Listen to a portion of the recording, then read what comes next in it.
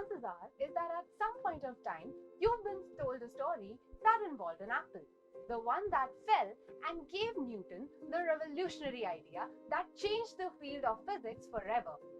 I'm talking about the Newton's law of universal gravitation. Gravity is such an everyday thing, and yet it is such an esoteric and abstract topic that has given us some of the strangest phenomena in the universe, such as the black hole. From Newton to Einstein, gravity has completely revolutionized the field of physics. But did it all start with an apple? Maybe. Let's find out.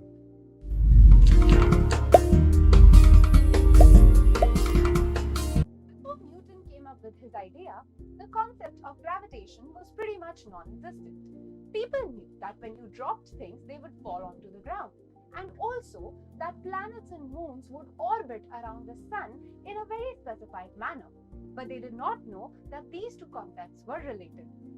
So the story goes that Newton was once sitting under a tree when an apple from the tree fell, and Newton has a grand realization that something was pulling it towards the earth. But that doesn't stop there. That idea led to another one. What if the apple was pulling on the earth too, but you could not tell? A few years later, Newton had another stroke of inspiration.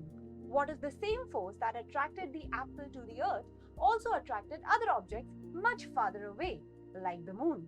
And if that was true, why can't it explain the behavior for any two objects, say the sun and the planets?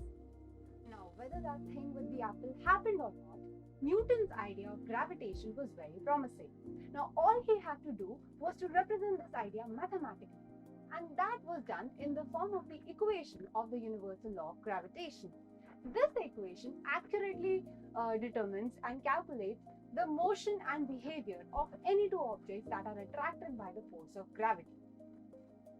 But keeping the cosmic aside, gravity acts on all of us even though we are not knowing about it. Like right now, you're able to sit and stand and walk on the earth because of the force of gravity. If it was stronger, you wouldn't even be able to lift your hand up. People believe that when you're standing, gravity contracts your spine ever so lightly that you don't know about it. And when you're asleep, your spine has a chance to stretch out. So you wouldn't be surprised if you wake up taller than what you were when you went to bed. Astronauts who are in space for longer intervals of time, their spine definitely elongates. But after a while being back on Earth, they go back to being normal. Just like with motion, we now know that there is more to gravitation than what Newton knew at his point of time.